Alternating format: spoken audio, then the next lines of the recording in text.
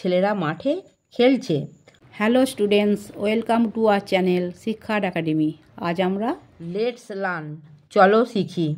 Let's চলো। Read the following sentence, নিম্নলিখিত বাক্যটি পড়ি। I am reading about Rakesh Sharma right now. এখন আমি রাকেশ শর্মা সম্পর্কে পড়ছি। The words am reading show A continuous ongoing action that takes place in the present but has not finished yet. Am reading শব্দগুলো একটি চলমান অব্যাহত কর্ম বোঝায় যা বর্তমানে ঘটছে তবে এখনও শেষ হয়নি। Such verb forms are called present continuous tense. এই ধরনের ক্রিয়ারূপকে প্রেজেন্ট কন্টিনিউয়াস টেন্স বলা হয়।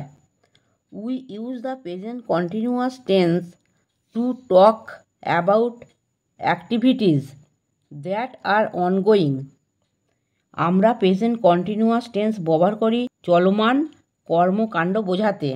এক্সাম্পল, উদাহরণ, the boys are playing on the field, ছেলেরা মাঠে খেলছে।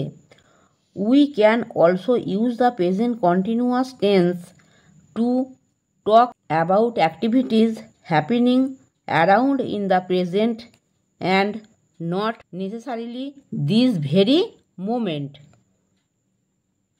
আমরা প্রেজেন্ট কন্টিনিউয়াস টেন্স ব্যবহার করতে পারি বর্তমান সময়ে চলমান কাজ বোঝাতে যা ঠিক এই মুহূর্তে ঘটছে না কিন্তু বর্তমানে ঘটছে।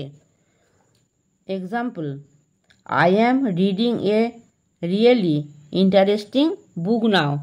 আমি এখন একটি সত্যিই আকর্ষণীয় বই পড়ছি। The present continuous tense is also use to talk about activities about to happen in the near future, especially for future events that are already planned. Present continuous tense ভবিষ্যতে ঘটনা চলা কাজ বোঝাতেও ব্যবহার হয়, বিশেষ করে যেসব ঘটনা পূর্ব পরিকল্পিত। এক্সাম্পল, উদাহরণ, Polly is coming for dinner tomorrow. Polly আগামীকাল রাতের খাবারের জন্য আসছে। আমার পড়ানো যদি তোমাদের ভালো লেগে থাকে তাহলে এই ভিডিওটি লাইক করবে, বন্ধুদের মধ্যে শেয়ার করবে এবং আমার চ্যানেলটিকে সাবস্ক্রাইব করে বেল আইকনটি অন করে দেবে।